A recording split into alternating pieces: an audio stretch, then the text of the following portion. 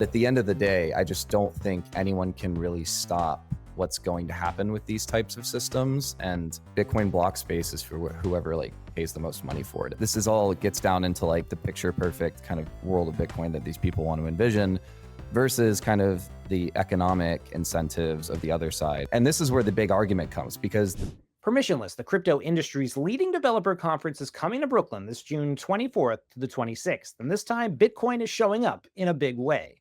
That's right. With confidence in Ethereum and Solana on the decline, interest in Bitcoin development is riding high.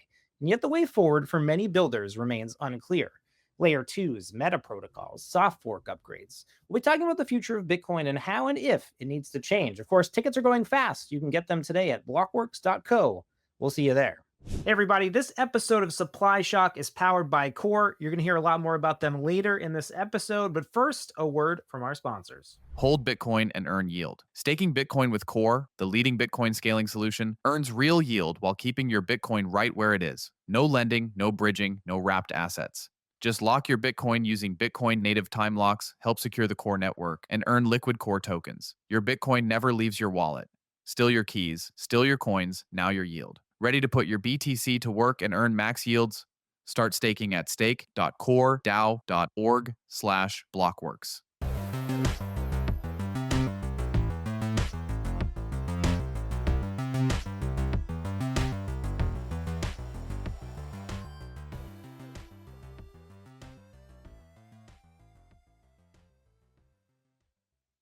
Hey everybody, Pete Rizzo, the Bitcoin historian, here on today's episode of Supply Shock. We're digging into the state of Bitcoin Layer 2 development. We're going to hit all the hot topics. Spark, a former PayPal president's new Lightning-compatible L2, goes live. Citrea, a new ZK-powered rollup, is coming to Bitcoin, and people are upset. Of course, the main subject today likely to be the op return debate, take 5 or 6, this age-old debate about how the nature of Bitcoin network should be used. So with that, our special guest today is Janusz, who has been following developments of the Bitcoin scaling for a long time with his great project, Bitcoin Layers.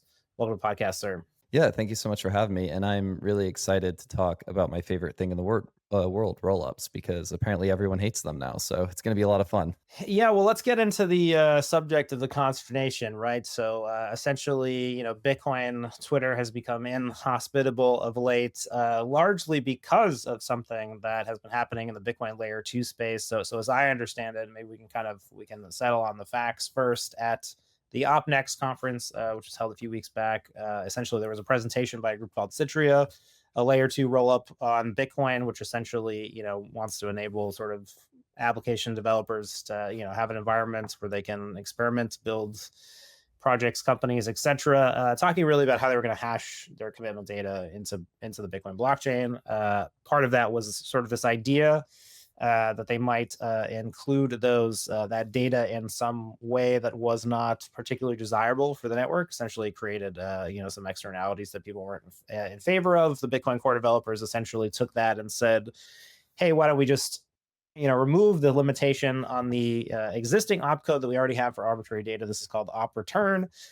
Probably the most hated of all of Satoshi's features or scripting commands. Essentially, allows a Bitcoin transaction to include up to 80 bytes of additional data to describe or include NFTs and things like that. This limit would go away under the new proposal. Bitcoin Core kind of coming out and saying that they're lifting it. The rationale there being essentially that it's a better, preferable place to host data than the sort of inscription hack workaround developed by Casey Rodomar. Here we are. The filters are upset. They're threatening to blacklist or block transactions. I don't know. Janusz, where do we start? Yeah, so that's a great rundown. So yeah, it's the Citrea team, and I want to be very clear, like when you kind of outline what happened here. Citrea is not proposing this this change, this PR that was made in the Bitcoin core repository. It was someone else who actually did that because they read the Citrea white paper and they were like, okay, this is probably a really inefficient way to do this. So what they're actually trying to do is Citrea, when they are like updating, so they're a roll up, right? So they're essentially just an off-chain system that uses Bitcoin for data availability. So Bitcoin is responsible for making the Citrea state data available to Citrea nodes. So Citrea nodes can like advance the state of that specific like system. And what they're actually using to embed that state data is the witness field. So they're using inscriptions. And this specific argument is like more around what would happen if there was a disprove transaction related to their bridge program, because the system wants a way to be able to peg Bitcoin in and out of the system, similar to like a side chain. For them, they're using BitVM instead of like a federated multi-sig. And this is where the big argument comes, because they for this commitment for a disproved transaction, you need to embed, I think, 144 bytes of data. And I believe the operator limit is currently 80 bytes or something around there. Yeah. It's like 80 bytes. So what they would do is they would put 80 bytes into the operator and then put the additional data into like two unspendable UTXOs, which would blow up the UTXO set. So this is where like the big argument is coming into play, where the core developers are like, that's probably really inefficient and is long-term net negative. And the op return kind of limits aren't really being effective in preventing spam anyways. So let's just remove them and give this kind of these styles of projects a more efficient way to do these styles of transactions related to these bridge programs. And then all hell broke loose, and everyone's kind of like, what I think people are really confused of what, like, which different types of like transactions commitments Citrea is posting to Bitcoin.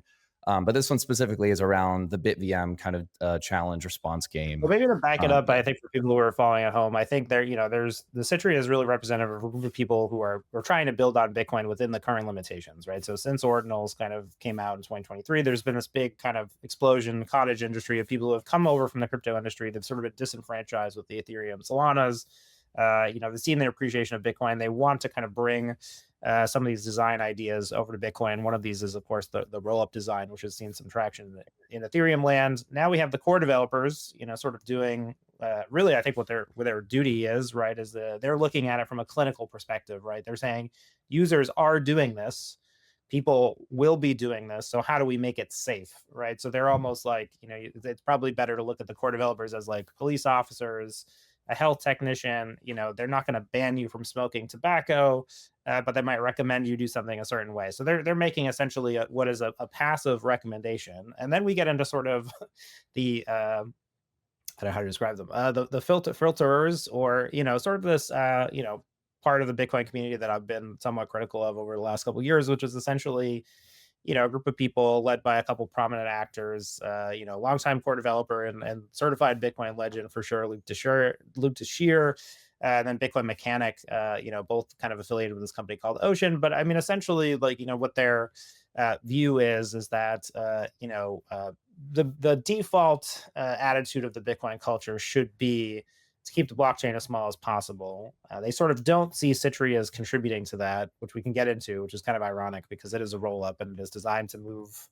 transaction data sort of off of the main blockchain. They see it as storing unnecessary data in nodes, and they see this as sort of a violation of the rights of people who are running nodes who may not want to store this data. And that sort of gets you into like kind of the thorny rabbit hole of their worldview, which we can deconstruct. But how would you say of that description as a take on the status quo? I mean, that is the status quo, right? And I think people like Robin Linus, who was the creator of BitVM, kind of made a counterpoint to Luke on Twitter. And the counterpoint was like, there's a big difference from putting kind of like an inscription of a picture of like a wizard or something, and embedding that into Bitcoin versus like using something called like a zero knowledge proof to secure like a bridge system to move Bitcoin onto layer twos in a more secure fashion.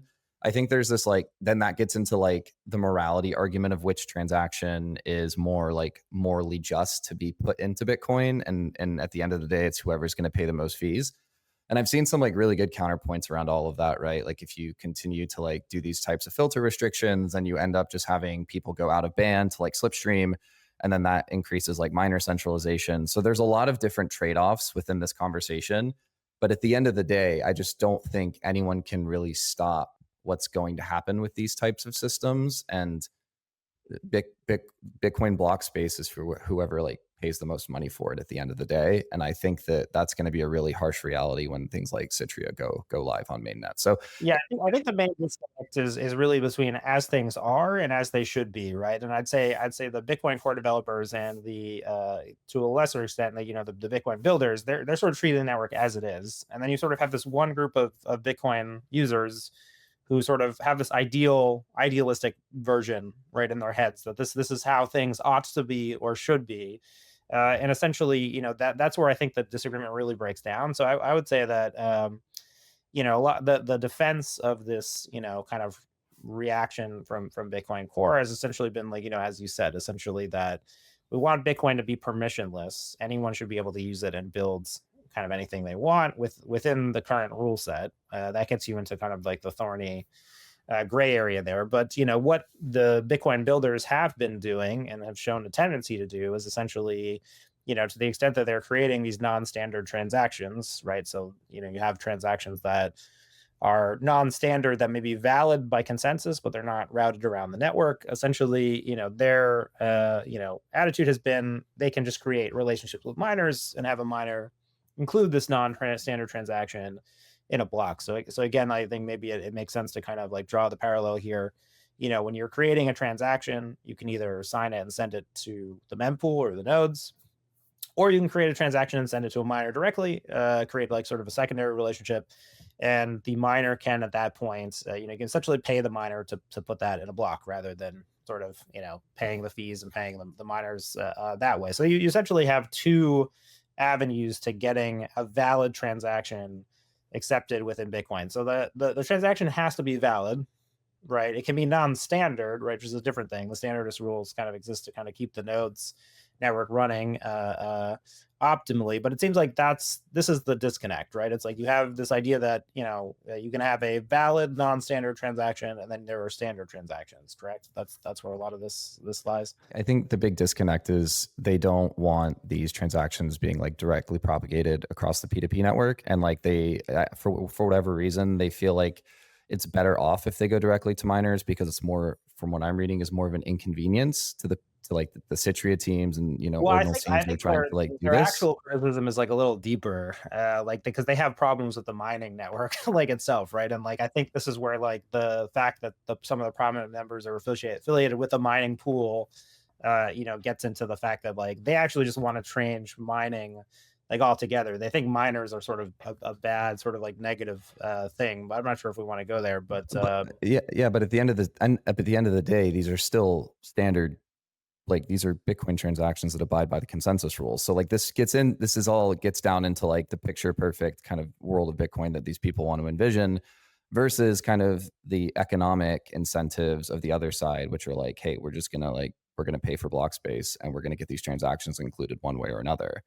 And I think that's where like the disconnect is kind of happening right now. And the issue with this specific like op return transaction that's actually quite funny is Citrea in their white paper for their bridge has like a workaround where they to kind of describe like, because we can't get all of this data embedded into the op return, feel we can do this in like another roundabout way for some trade-offs. And that was where kind of the core developers were like, this could bloat the UTXO set and we might not want to take this trade-off, so we should remove this limit. And kind of the funny thing is Citrea never brought this up. They were just like, we have a workaround because there's this limit in place. And that's where all of this kind of blew up. And now people are kind of accusing Citrea and Core and being in bed together when the Core developers didn't really know Citrea existed until the OpNext conference, which was like 4 weeks ago or 3 weeks ago, whenever it was. So I think it's very interesting because this is, I think what Core is doing, like what you mentioned, is they're just trying to steward the network in a way that they're trying to do things. They realize that this is going to happen. Let's do it in the least harmful way possible. And then I think everyone's just really upset about that because it goes against kind of the worldview that they have, which it's an interesting dynamic. But yeah, the things I've read on it are Citrea's, for to their credit, has not tried to like push any changes. They've just said like, hey, we're going to do this anyways, and if you want to make it less harmful, quote unquote, then this is the way it's going to go. And I think the last caveat I will say is that this disproved transaction, kind of in the way that the Citrea bridge is set up, like it's called a fraud proof. So people like, your listeners they're maybe familiar to like the Ethereum space and rollups on Ethereum. They use fraud proofs to secure the bridge. This is very similar. This rarely ever, if ever, happens, right? Like this type of transaction that people are kind of getting up in arms about is likely to never even occur. It's just that they need to have it to be able to occur in the event that like the operators of the bridge become malicious and they try to steal the funds. They need to be able to submit that challenge on chain so they can stop that from happening. So that's where like this very interesting kind of disconnect is coming in, where people haven't really realized that this transaction type is never going to happen.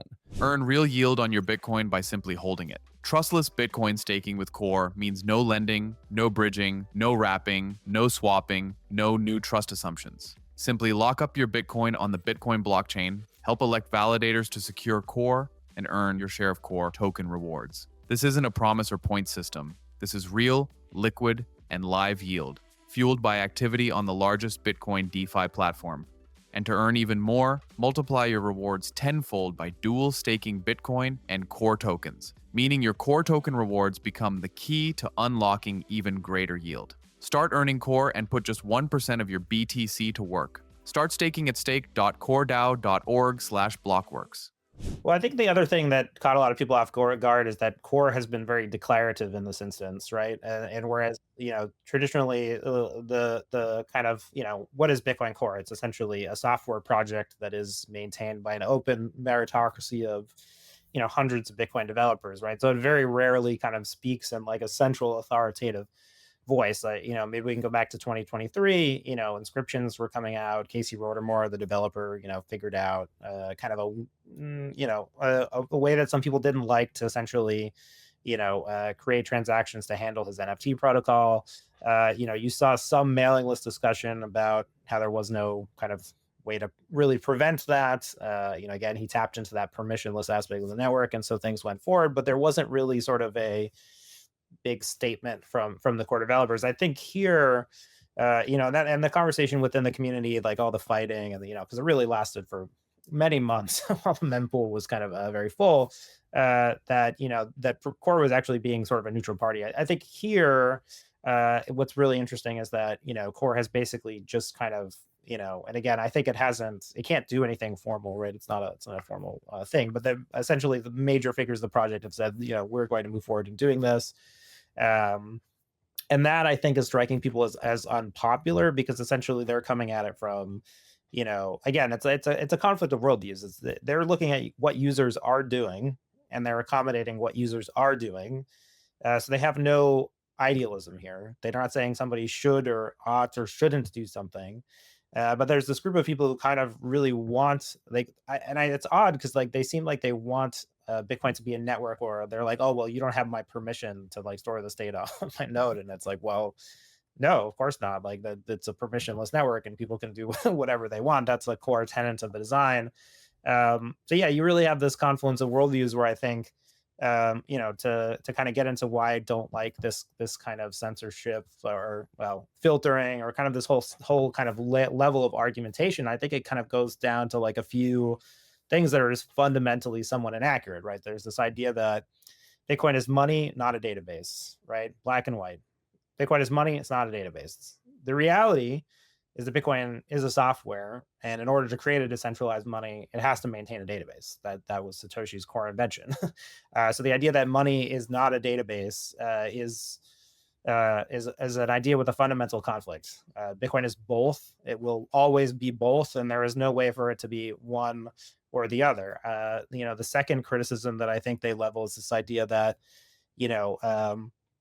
miners, who are accepting payments to include non-standard transactions, are in a sense attacking Bitcoin, right? Like they have this idea that essentially, these big pools and large players that aren't, mining Bitcoin themselves, constructing the block templates and then submitting the, actual blocks to the network, are sort of bad actors that need to be removed from the system, right? I think they see the whole kind of like mining topology as something that they're sort of actively against, and that they want that the incentives that miners are following are bad, that miners shouldn't be profit incentivized. They should be incentivized by the good of the network, and they should have the network's best interest at heart. And then I think that the last thing is that they really do seem to think that Bitcoin is the culture. Like the culture is what makes Bitcoin not a shitcoin. This is what Bitcoin Mechanic will himself say, right? Is the thing that makes Bitcoin not Ethereum is that it has this culture, and that this culture rejects this kind of,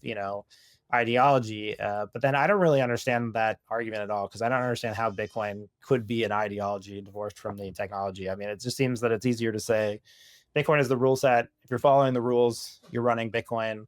And however you feel about that, it just shouldn't be a concern to anybody. So I don't know. I don't know how they move forward with this. I mean, they have some interesting objections. They obviously have a lot of people who support them, but I don't know where this goes because, again, we're dealing with the fact that these are valid transactions and that they would have to essentially propose a soft fork or propose some sort of consensus change to actually enact what they want, which is really to kind of chase these transactions away from the network, for the various reasons we described. Yeah, and that was something that one of the core developers in the mailing list like brought up. Like they said, the only fix to what you're trying to do here is like a consensus change and potential soft fork. And you yourself know how hard that is to get into motion and move that forward. I mean, I don't think we see a network split. I think like ultimately like you see like two different like kind of ideologies move off in their different directions. I think this probably just goes away. I think it was like Like the tag. thing is, it hasn't for so long though, right? Like this But is it, 2 like years. it not goes away in the sense of like we'll never talk about it again, but it'll just be like this thing that continually comes up like every 6 to 8 months, like some new network is like. So for one of the recommendations was like, what if we just kind of lift? So like what Citrea wants to embed in this transaction is a Groth 16 proof and some additional like I think it's like cumulative proof of work. And into this transaction, and that's what the 144 bytes is. So there was a recommendation of like, why don't we just raise the limit to kind of satisfy these like modern proving schemes and these like BitVM type bridge schemes that want to use this type of transaction. But then the argument was like, well, if we do that, then we just continually keep raising the limit over the course of time for new systems that come to the market that users want and that people want to build. Yeah, you essentially have a new block size at that point, Yeah, which is and yeah. yeah, and so it's like let's just remove this arbitrary limit like entirely because that's what it's eventually going to come to. I mean, like, yeah, I'm not sure. Like, I kind of started poking around a little bit more in the ordinals time. I thought that was like quite wild. If you look at kind of architecturally how Citrea and ordinals work, it's actually very similar. So that's going to be a really interesting kind of Let me conversation ask you, that is there any happens. reason like for these projects to like actually use the solution that Bitcoin Core is putting forward? Because that seems to be the odd part here is that they're sort of suggesting a solution to these kind of projects, but then it's cheaper for them to keep doing the current model. No, it would be, I think it would be more efficient and it would be cheaper if they did it in the way that Core was recommending. So putting kind of like not having to spend additional, like two additional UTXOs and create a more efficient transaction. I don't think that's like the hang up. I think for them, it's more of like they just never, I think the interesting thing is that they never suggested a change and they just said, hey, here's the workaround. I didn't read the paper far enough to actually look at the cost analysis for the transactions, but this specific transaction, I think, is not the thing that's going to end up. It's not going to be because I mentioned it's never really going to happen because it's really directly related to the fraud proof scheme. To whereas like the thing that's actually more costly for rollups and these types of solutions is actually posting their state data periodically as inscriptions, like let's say every 8 to 24 hours, however often they want to do it. I mean, it's going to be at least every 24 hours. And that is where things get, especially if the rollup has a lot of activity and these like date, they're called blobs, right? These blobs of data go on chain, then the more activity that there is on the roll up chain, the bigger the blob, as long as it fits in with like the 4 megabyte like block size limit. And then that's where things get really, really expensive for these types of systems. And we can talk about like, I'm happy to dive into why they're building this because I think there is like a relatively compelling argument. Yeah, I'm interested. You can give me the case for Citria that Citria is making.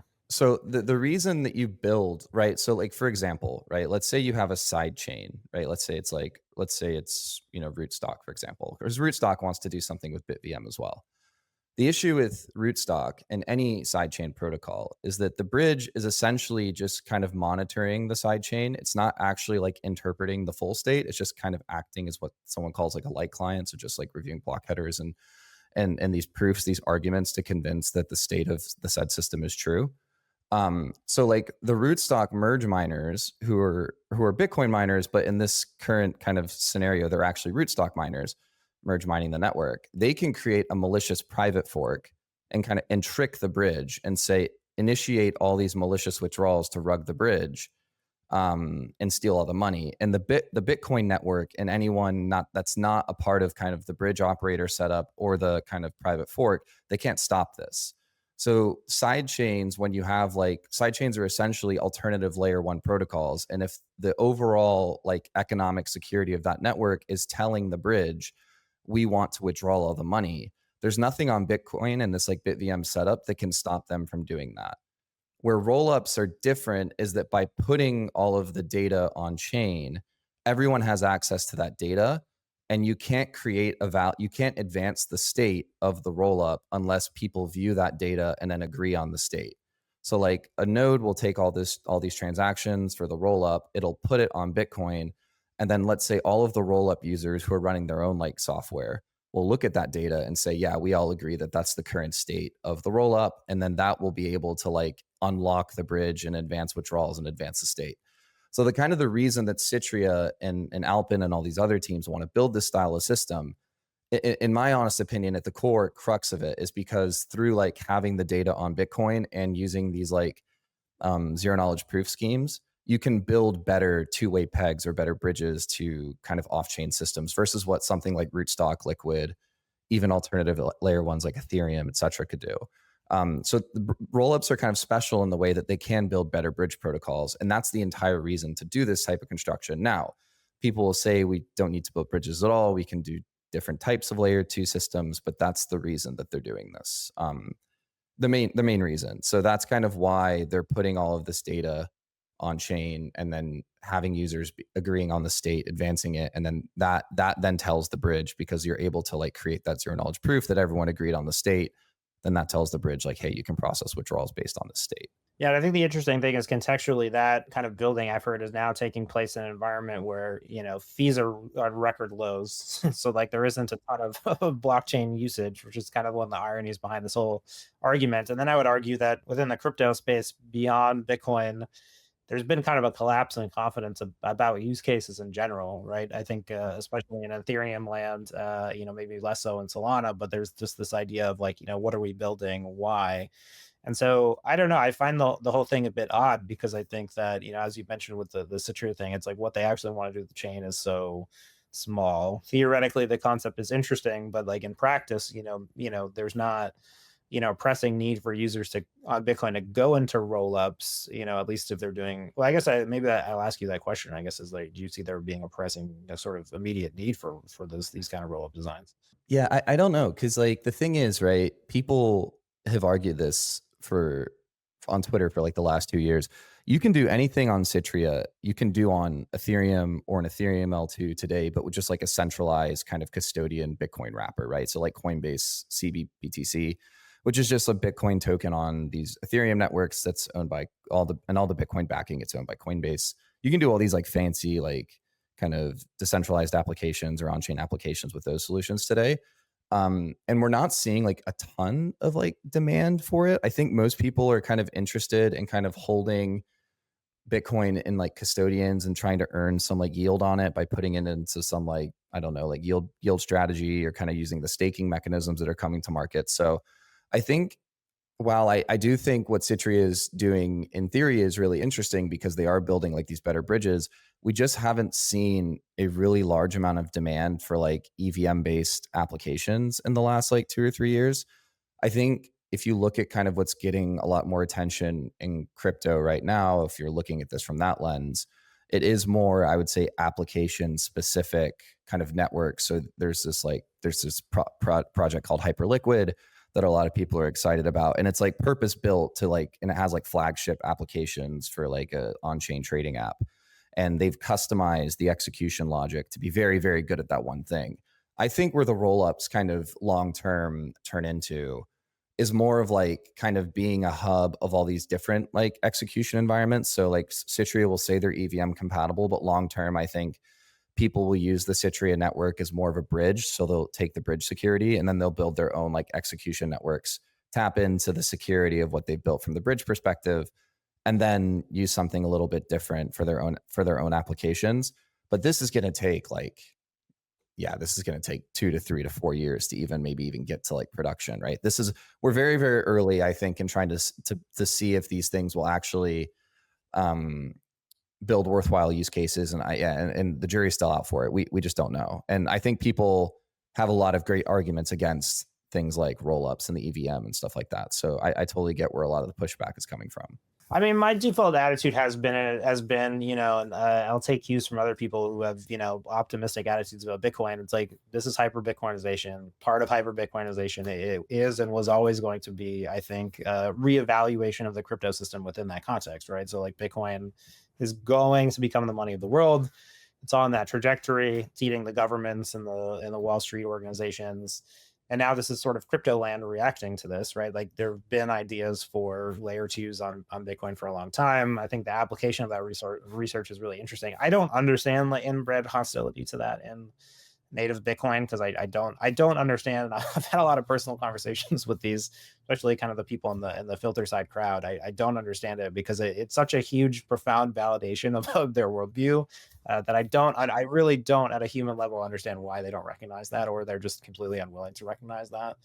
And so, yeah, I personally, I mean, and we'll probably get into some of these like specific projects, what's going on. It's like, I always say that I'm like sentimental about the, Bitcoin L2 space. Like, it's like, I'm biased to think that it will happen, right? Like this is going to happen because the incentives align for if Bitcoin is successful enough, we'll need to move things to other networks, that remove congestion, or B, even in a case where like, let's say hypothetically, all these use cases, just were bunk, you would go through some process where you would try to move them over to Bitcoin anyway, Yeah. even if eventually, they all went to zero. So I've always viewed it as just, bi-directional worldview as Bitcoin is winning. This is the crypto ecosystem sort of being dragged along towards that conclusion. I expect it to be pretty messy. I actually think that it's been pretty muted, outside of the success of ordinals, right? I think we've actually seen that the other network effects of the other chains are pretty strong and resilient to these things. And I also think the other odd thing is that the exchanges and the economic actors within Bitcoin have or within crypto generally have by and large kind of stayed. I mean, if you look at the major exchanges, I mean, they're still disproportionately investing in Ethereum, even though, on a revenue basis, there's a lot of, revenue coming from Solana. And then, from Bitcoin perspective, it's like, well, Bitcoin is becoming an economy now with a diverse set of assets. But you don't see many exchanges actually kind of like taking that step to integrate that. So I just think it's bizarre, right? I think it's been interesting to see what happens, and I'm not quite sure where it goes. But again, I'm just sort of saying that like I've always been biased towards this perspective, so I don't understand why people can't be positivistic about it. Like it seems very positive, uh, you know, but it might be futile. We don't know. Yeah, yeah, I want to build on that, right? Like on the exchange part, like the fastest growing, like if you look at Bitcoin as like layer in a layer two sense, right? That you have like these more native networks. So you have things like, Citrea, what we were talking about earlier, but then you have like these Bitcoin denominated assets on all these other ecosystems.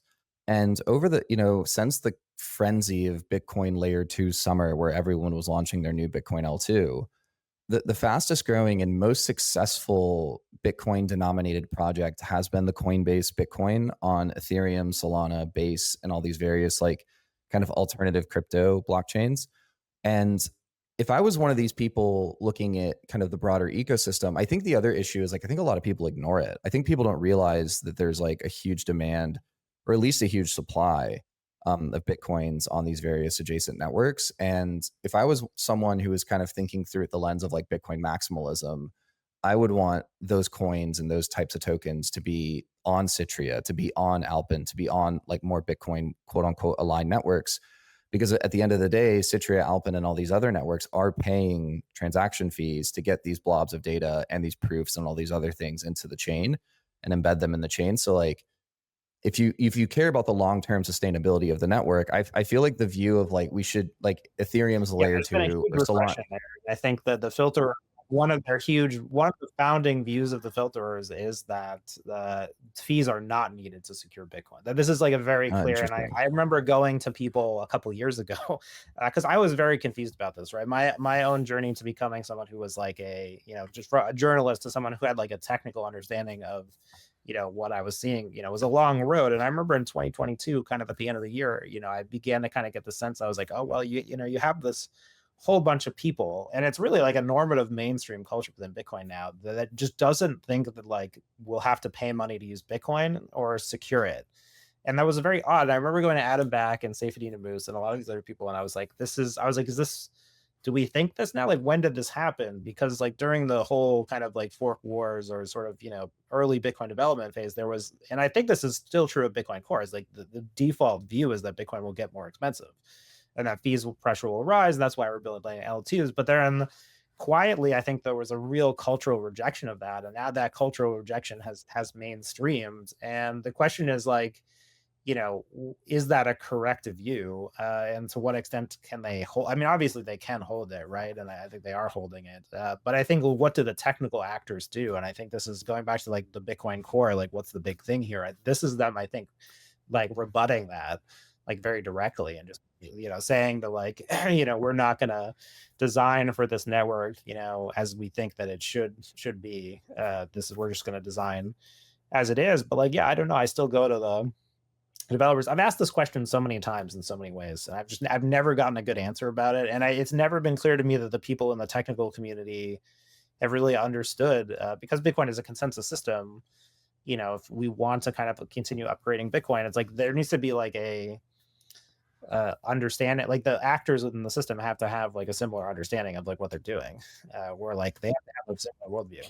What's the argument that they're making that you just don't need fees? Is it that all Yeah, the so I nation I states can feel will? that argument, Yeah, and I think, like, so this is, like, I think Pierre Rochard is kind of lead architect of this theory, though I've begged him to publish, like, more things about it, but hasn't. I think to a lesser degree, Saifedean believes this, and then Adam Back, like, has now become kind of a believer in that. I think that's, like, the mental trajectory here, but essentially, the idea boils down to the fact that this idea of like crypto economic security. So like this idea that we have that Bitcoin like needs a certain amount of fees in order to be cryptographically secure, is sort of like an outmoded concept that was like true during the network's infancy, but now is no longer, and that Bitcoin is essentially just secured by the actual that the asset, the confidence of the future value of the asset is what secures Bitcoin, and because that dictates the incentives to preserve the network will be, it's a very paradoxical logic, but it follows basically that because the asset is valuable, Bitcoin asset is valuable, the network will be secured. And so what they sort of reason is that,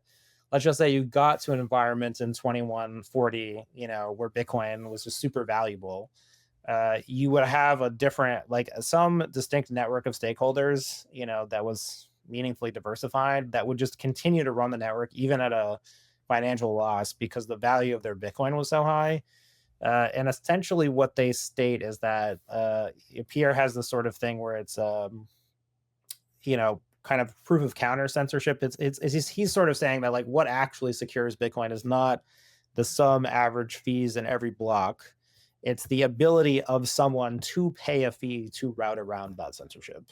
And again, I don't know. This is like a very complex topic, but I do think that there is actually a better body of work there than has actually gotten a lot of critique, but that view has kind of stayed very small, and I think the filterers have sort of globbed onto it. But yeah, essentially they see a future network where Bitcoin might be, Russia and China and the United States are all mining Bitcoin. They all own tons of Bitcoin, and they're just mining the network altruistically to preserve the value of their assets. Like that's the world that they see as plausible, and I think that is sort of conflicting with this sort of like much more technical view, which I think it like really was kind of evident in early Bitcoin, but then kind of spilled over to the other cryptocurrencies where, if, the network gets valuable, people will corrupt it and then steal, from it, and they'll crash the network.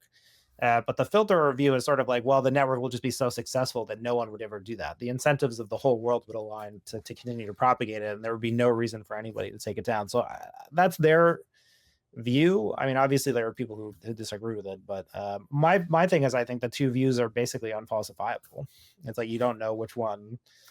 There's no way to test whether one of these views would be correct because, like, in order for us to test it, it would have to, there have to be no more subsidies. So you're essentially in a gridlock where you have two opposing views, but there's no actual way to mediate between them.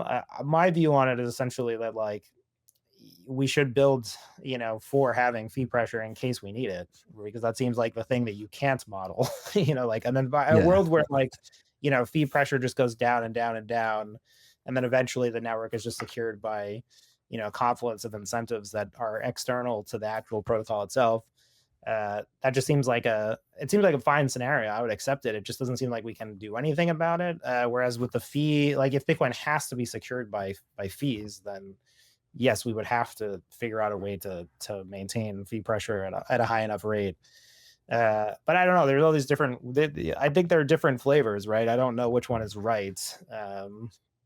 But again, I don't know why they have to be necessarily mutually opposing. Like everybody wants the network to be successful. It's just that, yeah, they seem to believe that Bitcoin can continue to be cheap to use for economic actors, which is why they see sort of the people who are putting data on the chain as hostile, non-economic actors for whatever reason, though I don't really buy into that ideology. You can now earn real yield on your Bitcoin by simply holding it. The core blockchain, Bitcoin's leading scaling solution, rewards you for keeping your Bitcoin right where it is. Here's how it works. Core is secured by a group of validators. When you lock up your BTC using Bitcoin's native time lock, you help elect validators to secure the core network. In return, your validator earns rewards and passes them back to you. While time locked, your Bitcoin never leaves your wallets. No bridging, no lending, no counterparties. When the time lock expires, you get it back, completely untouched. Still your keys, still your coins, now your yield. Want to earn even more? Lock up core tokens along with your BTC to unlock higher yields through dual staking. Learn more and get started at stake.coredao.org/blockworks. I mean, it makes sense, right? Like if you kind of lay out the argument and you kind of link everything together, you can understand how they've gotten to that worldview. I just think that that's like a very, like, again, you can't prove either of these things because we just don't know yet. I just think that approach is a very risky one. And it's a very kind of, I don't know how I feel about that actually. It just seems very Well, I think risky. those people are also more likely to fall into the worldview where they're like, well, if Bitcoin only works for like 140 years, that's what it works for, right? And like that, there's maybe, this idea obsession we sort of have with like, guaranteeing Bitcoin's future security is like a bit of a, I guess their view on it is that it's like sort of just a cultural mistake. It's like we've all sort of grafted onto a certain way of viewing things, because I do think it was true early on, like that Bitcoin could have been killed in its infancy, right? But like you don't know what's that line of demarcation, right? Because like even right now, if the government wanted to attack Bitcoin, it would be prohibitively costly. So like there's this idea that I think amongst that camp that like Bitcoin has reached an escape velocity where it's simply too large for any actor to undermine. Therefore, nobody will. Because again, the logic follows the asset is valuable, and if the asset is valuable enough to enough people, ergo they will secure the network. That's their logical flow. I think the view of like the more technical Bitcoin crowd is that like Bitcoin can be subverted for money. Thus, people, if that economic incentive to subvert the network is higher than the incentives to use the network, you should expect people to do that. Therefore, we should prevent it. So there's a different logical flow. The irony, I think, though, is from the filter camp is that they seem to be saying like, they're making an appeal to the asset value. They're saying like Bitcoin is valuable, therefore the net, like people will, secure the network. What the filters or the technical people are saying is, the network can be subverted, and that can subvert the value of the asset. Therefore, we must do these things to protect it. So I don't know. They're just different, right? They're different worldviews. But again, I don't know why they have to be mutually opposing, and I really don't understand why, to the extent that the filters are sort of opposed to arbitrary data being put on Bitcoin. It's just that's always sort of happens. There's interesting applications for it, and again, it's like I don't know. I find it very unlikely to think that there'll be a world where Bitcoin's like super valuable, but then just no one transacts on chain. I don't know what that world looks like. No, I tend to agree with that. Yeah, I think there does have to be this like convergence on people actually using the network to kind of sustain it long term. I don't know. I really don't know. But yeah, it's an interesting worldview that I'm learning a little bit more about today. So Well, I think also from the builder side, right? Like, let's just say you rolled over all of the crypto transactions in Bitcoin. I mean, obviously Bitcoin could handle that. So like, even still, I think there's room to grow if you look at the crypto market as an addressable pie. So like from what you're seeing, maybe outside of Citrea, I think you mentioned there was a couple other L2 networks like that were launched this week. I think you said Babylon, I think was mainnet a couple weeks ago, and then Spark, which is Lightspark's protocol. I'm going to claim a little bit of ignorance on both of these things because I don't think they've hit mainstream Bitcoin, relevancy. But so Babylon is essentially a similar network to Citrea, or is it something else entirely? It's a completely different thing entirely, and it's actually quite interesting. I haven't seen the numbers, but the numbers kind of jumped off a cliff. But at one point, there were like 60,000, 70,000 Bitcoins kind of associated with some form of like kind of deposits to futurely like secure the network. So what Babylon is, the network Babylon, is just another kind of, there's these like group of side chains called Cosmos side chains. So they're just proof of stake side chains. They all run this consensus algorithm called Comet BFT. Really fast blocks, like 2-second block times. They all have about between 80 to 100 validators, each of these chains. And they're for similar they run different virtual machines, but similar applications to things like what Ethereum's doing or different like kind of crypto networks. The difference though with Babylon is that Babylon's built kind of its network in a way to where it finalizes its state at one point, like its validators finalize its state, and then it has another finalization where they post kind of like a hash of like the current state, and they post that to Bitcoin.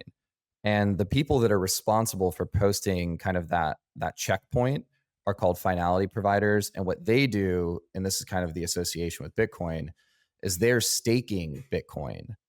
So they're putting Bitcoin as collateral in these L1, like Bitcoin L1 staking scripts, to kind of secure these checkpoints. So if one of these finality providers was malicious and they posted conflicting checkpoints on Bitcoin, so one for the current chain and one maybe for a malicious chain, they would be slashed effectively. So they'd be slashed and then they would lose their Bitcoin or a portion of it.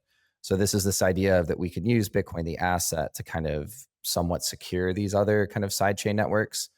I've read kind of a lot of the documentation. I think it's really unclear like what level of security the Bitcoin staking is actually providing.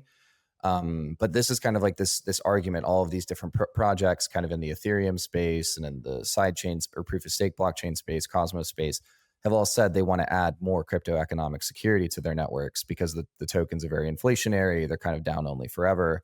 So they want to tap into this liquidity that's been posted into Babylon in these scripts, and they want to be able to access that for more economic security. I would say there is a lot of like excitement about Babylon, I think, kind of in the crypto world.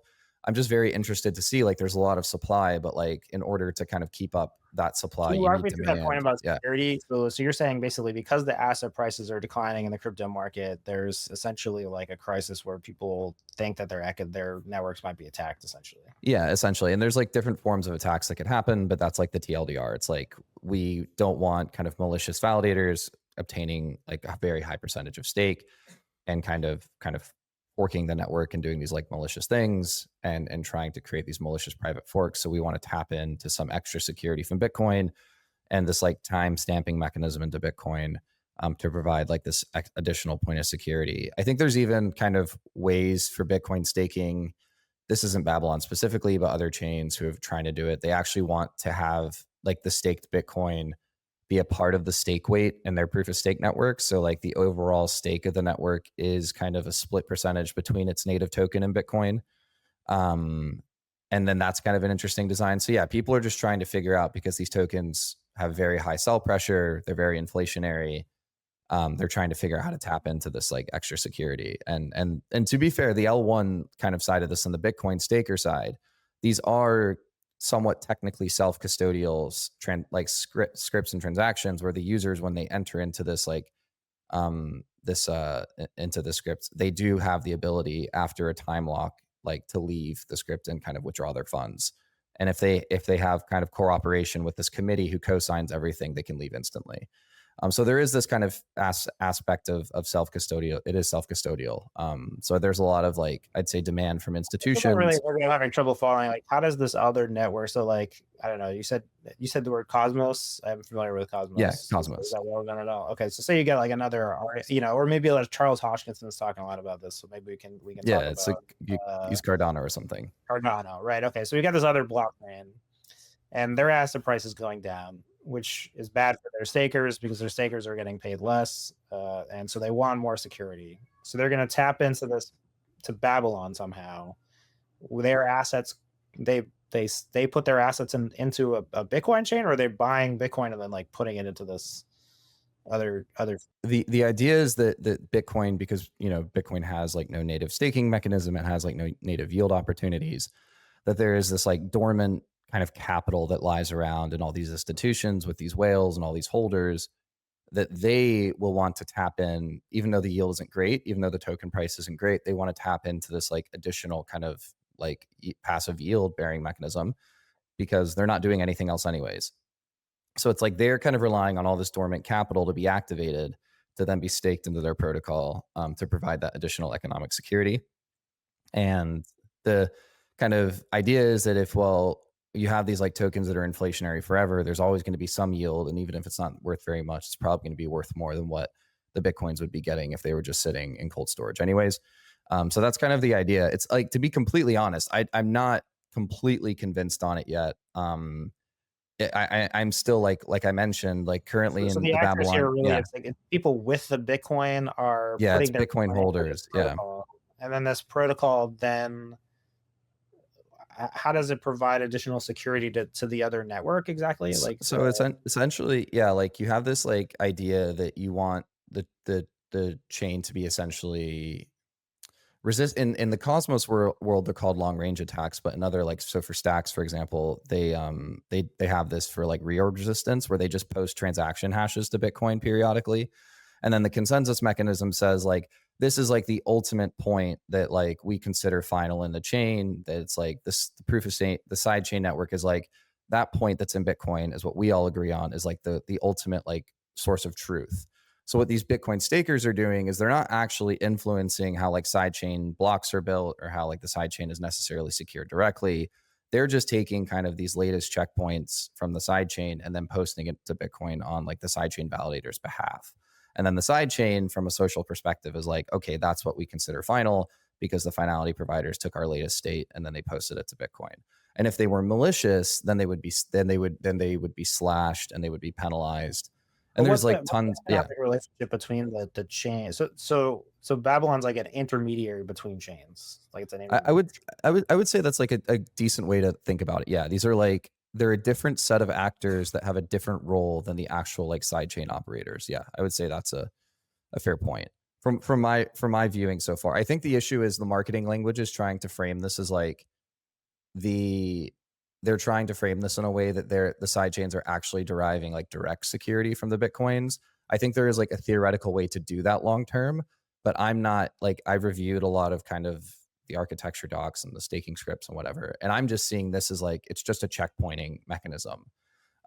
So how valuable side chains will find checkpointing mechanisms is going to be very interesting, and like how much of their like inflation are they willing to spend on that is another kind of economic question of like, if we want to pay for, like, if we want to have these checkpoints posted, we need to pay for it, and like we need to have some more inflation go towards But is that. the idea like that almost like the chains that are like become customers of like Babylon, and then Babylon Exactly. has Yeah. a relationship with okay, so this goes back to the old like crypto idea of like chains being customers of other chains. Okay, so we're back in Exactly. like Yeah.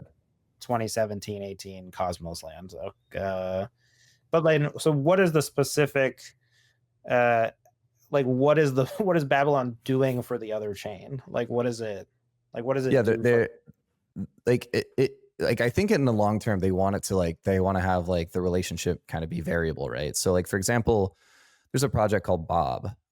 So Bob is like an Ethereum rollup that does like a lot of Bitcoin apps, and what they're trying to do is like have a centralized operator that produces blocks like really really fast, and it's really efficient and it has like good performance. But then you obviously trust like the centralized operator to not reorg transactions or like create malicious kind of forks or whatever. So you need a way to kind of secure that. So you could have that network integrate with Babylon, where the sequencer operator or the network operator posts like a bond, and if it kind of equivocates on that bond or like creates like two different states, then it'll be slashed. So you always have this assurance that because it would lose its money, the operator will always be honest and posting like the correct state to whatever chain it's posting its state to. Whereas like in the Babylon sense with like the Babylon Genesis chain, those finality providers are posting that state on behalf of like the Babylon proof of stake network, which is different from like the staking protocol. So you have like the Babylon kind of sidechain, and then you have the Babylon staking protocol, which the sidechain is a customer of. So the idea is that you have all these different networks kind of relying on this staking mechanism for like ultimate finalization and kind of like timestamping or posting checkpoints to Bitcoin. Um, But and that's what they kind of are view you as the source trying of to truth. build on Babylon as if it's its own network as well, or is it simply just like the intermediary functionality that it's So that's where I think again it's like a lot of confusion because they're the same names, but the Babylon staking protocol is a different protocol from like the Babylon sidechain protocol. It's like the Babylon sidechain protocol is just like an independent kind of proof of stake layer one. It has its own token. It's secured by its own token. Okay, so they made this Yeah. like protocol for locking in Bitcoin and then renting out the Mhm. security, and then they're themselves sort of using it by creating some sort of chain. Exactly. So it's Okay. just basically a way to prevent, like in their lens, it's to prevent like a specific type of attack. For like rollups, it's to prevent like the sequencer kind of equivocating on a state.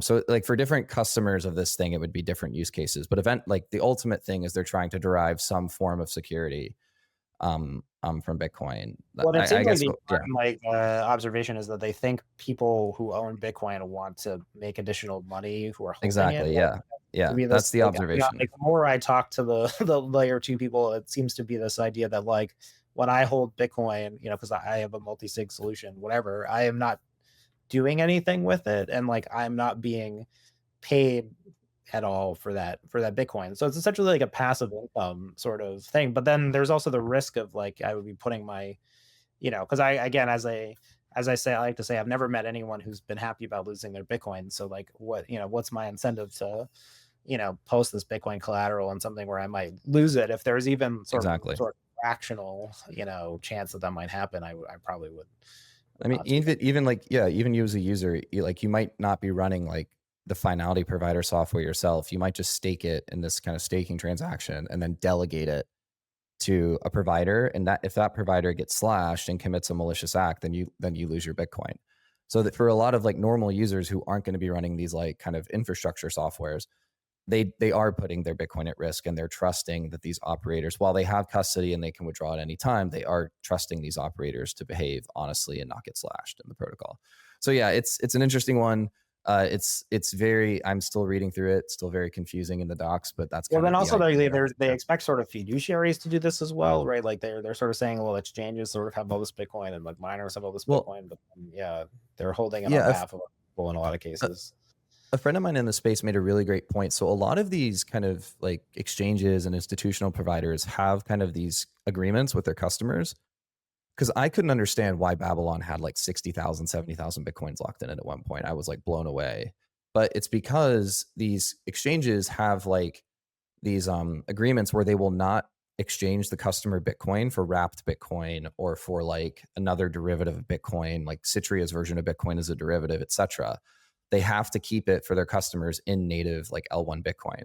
So the idea is that the exchanges finally had this way where they don't have to bridge Bitcoin to these other networks for yield opportunities. So they could finally put it into something where even if the yield is very small or it's not even proven that there's demand for it yet, there is an opportunity there. So they could offer this to their customers. And obviously Babylon like has its own token and has like incentives programs for people who are putting large amounts of Bitcoin in the network.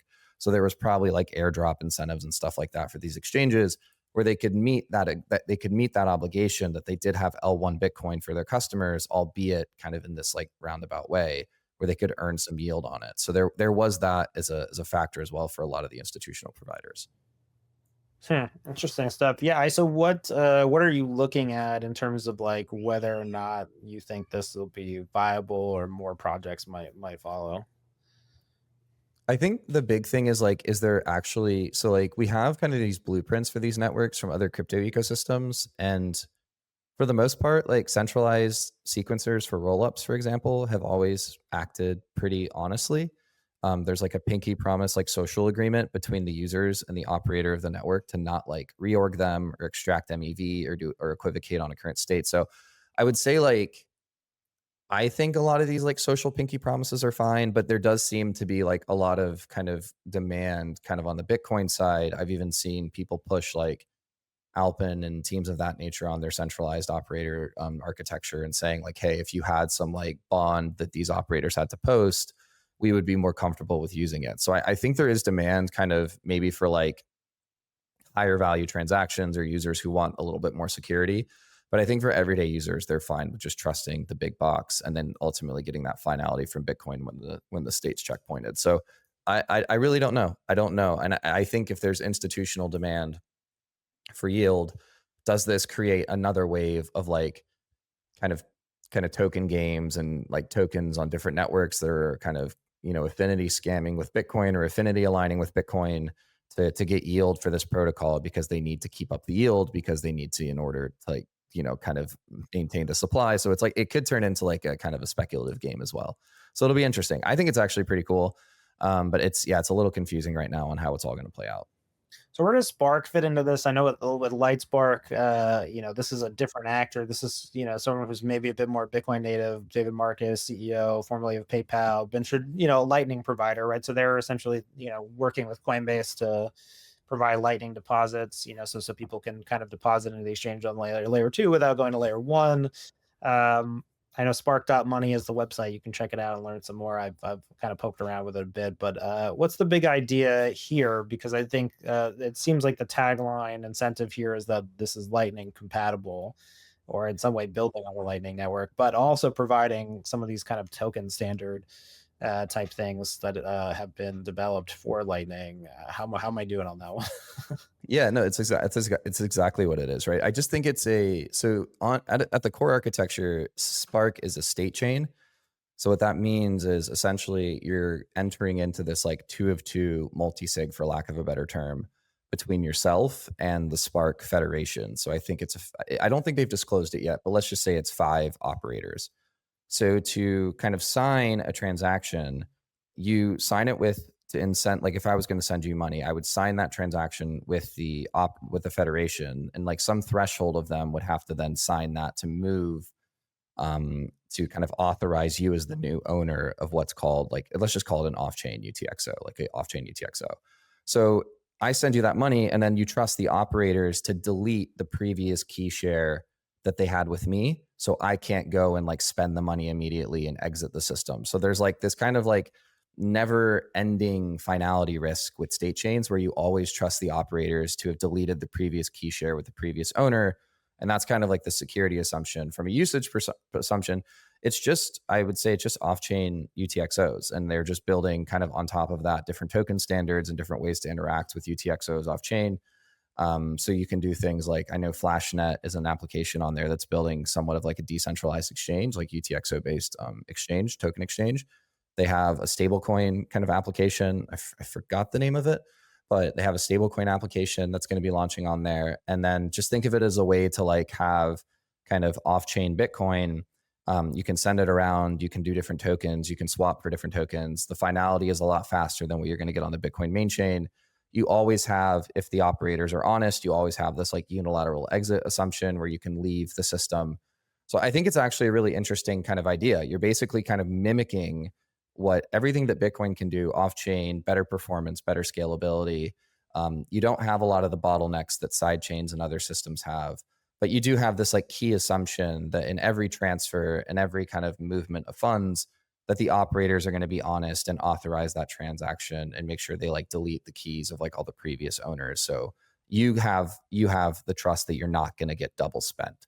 So there is a lot of trust in the operators. It's not trust minimized like I would say Lightning is, where you have like the ability to do justice transactions if your partner like publishes a previous state maliciously. But it is, I think, for a lot of users going to be a decent trade-off, especially depending on how the federation is set up. So yeah, I think it's a really cool design. It's just basically Bitcoin off-chain with additional trust assumptions and a federation for processing the transactions, honestly. So okay. So you got me at the multi-sig with 2 parties. That's essentially the same scheme as Lightning, right? We're opening up like another kind of off-chain channel here. So in Lightning, the limitation is you're just moving Bitcoin back and forth. Yeah, and then then maybe you can route it if like your partner has like different channels with other parties on the network. But like here, yeah. So here is the assumption is that like instead of having this where you have to route it across different channels network, in this design, you're always going directly to the federation. So everyone who's interacting with the Spark network off chain, all of their transactions are going to the federation. So they're atomic in the sense of like, if users are using the same Spark operator, then they can do all these different transactions kind of instantaneously with each other off chain. If you had like Spark and then you had a different kind of protocol, so there's another state chain called Mercury Layer. If the protocols are like Lightning compatible, then these two like operators could have a channel with each other and kind of facilitate kind of cross network payments using Lightning. So yeah, I think it's also like a pretty cool design where they can make it compatible. They can have essentially these like Lightning gateway providers similar to how like the Cashew and Fedimints do it, and be compatible with Lightning and interoperable in that sense. But like in terms of transacting Spark to Spark user, everyone's just interacting with this federation. So yeah, that's how the transactions are constructed and finalized. So in terms of like how we might see this be like practically applied, you mentioned that people are doing stable coins on it, or so sorry, is it so it's a protocol, and so Lightspark is not, they're just part of the federation. But you Yeah, can't launch yeah. your own Spark network. There's just a single Spark network. There's a single Spark network and single like Spark federation. That if you want to interact with that specific network, you have to interact with that federation. And you can do different instances of it, right? Like people can create their own version of this, right? But like, yeah, for Spark specifically, you're always going to interact with the federation. Let's say it's 5 entities, different entities that are operating, and you trust like maybe 3 or 5 of them to behave honestly at all times. And then what's the addressable market, or like who this is just competes with the Babylons like we talked about, and it competes with the kind of I other think things? it's, yeah, I don't know, because I think it's a lot different. Like I think there is kind of a demand, right? Like for example, Lightning, for all of its I would say pretty decent security properties, is difficult to use. A lot of users have been pushed into more like custodial solutions. So I would, if you from a trust assumption perspective, I would kind of view this as like, let's say eCash is like the custodial solution, then Lightning is like kind of the self-sovereign solution. I would kind of put this in the middle, right? And I think there's an addressable market for users who might not want to completely trust a custodian for custody, but they might trust like custodians to not double spend them, right? Like, and ensure like the integrity of all like the current state of like UTXO owners, right? So there might be this demand for users who want to interact with kind of off-chain Bitcoin more and like have a better trust assumption. I think another other interesting thing is that I think they're going to go pretty hard on like the stablecoin side of things. Um, so I think there is like they're going to try to, Lightspark is a huge player in the finance game, even in like with a lot of relationships in traditional finance. So I think there might be like this go to market play where they try to integrate the network and try to get it to where like it's integrated with like stablecoin providers. It's integrated with point of sale systems. It kind of becomes like global money. They kind of proliferate US dollar access on this network. And then it's maybe this play of like, let's proliferate stable coins and then kind of like Trojan horse them into using Bitcoin. Maybe you can get more users like holding Bitcoin in this type of system through like applications and stuff, and like the way those are set up. But I would agree. I would look at it from a go-to-market play, very similar to what maybe Lightning Labs is trying to do with Taproot assets. And then I also think like FlashNet, right? Like it is going to be a My next permissionless. question of like, Yeah. so this is not Taproot assets based at all. This is just a separate design. I believe it's a separate design. I think they have their own token standard. They have their own token standard. I think it's called LN, or I forgot what it's actually called. Yeah, maybe LN 2.0 or something. Don't quote me on that. But yeah, so like I think they are going to run their own token standard. They are going to have a way for like users to essentially do like degen stuff on the chain. I think FlashNet is going to try to provide some like pretty decent like financial kind of services, financial applications through its app. But I think they're, with any decentralized exchange, you're going to end up with like token trading. I mean, even on Liquid, right? You go into the Liquid applications, there's like a lot of like degenerate tokens on those applications as well. So I think in any of these systems, you wind up with that. So there might be an addressable market there where degens try to go into these systems and maybe they prefer it to something like a Rollup or something else. So I think it's kind of maybe competing more directly with somebody like Alpin or Citrea, just a completely different design and completely different trade-offs. Well, appreciate the education. Of course, Yeah. following from a distance, and as mentioned, spiritually there, if not, still preferring my Bitcoins to be locked up. Yeah. What's coming up on the horizon that you think that you're interested? Obviously, it seems like it'll be interesting to see whether Core will actually ship a software package with, this op return without the limits. We'll see how that plays out. But what else are we watching? Yeah. I think the big thing I'm watching is the Arc Labs team. Of course, yeah. Yeah, so at OpNext, they had like kind of a little demo of their I Arc think you're getting pretty implementation. close to to Yeah, yes. So for me, that's actually of all of the I think Spark's pretty cool. But I think the one that I'm like really, really excited about is probably that implementation. Because I think if you look at the marketing language and just the way they're framing it, I think they're being very strategic and that they're not trying to like pigeonhole this as like a Bitcoin maximalist, like payments app type thing. Or a Bitcoin, maybe not Bitcoin maximalist, but Bitcoin only payments app type thing, where I think a lot of people thought Arc was like a replacement to Lightning. They're very much leaning into the fact that this is like a modular execution layer for Bitcoin transactions. And I think that even just from a narrative perspective, they're doing something really interesting because they're kind of tapping into a lot of the crypto language, but with a very, very like Bitcoin centric, Bitcoin native system. And I think the design is really cool as well. And I think the trust assumptions are actually quite strong. So I'm really excited to see where that goes. Well, cool, man. Appreciate you coming on, educating Of us, course. educating Thanks for me having and the me. on some stuff. Where can people find out more about what you're doing out there? Yeah, the best place to probably find it is my website. It's Janusz, so JANUSC.cash is my website. So that's where I got all my stuff. So yeah. And of course, we'll see you at Permissionless, talking more about Bitcoin L2's meta protocols and such. Brooklyn, New York, June 24th to the 26th. You can go to blockworks.co, get your tickets there. Of course, speakers to be announced. A lot of people from the Bitcoin L2 space. I'll be showing up. I'll be moderating panels, hosting some discussions. So once again, this has been Supply Shock, a Blockworks podcast.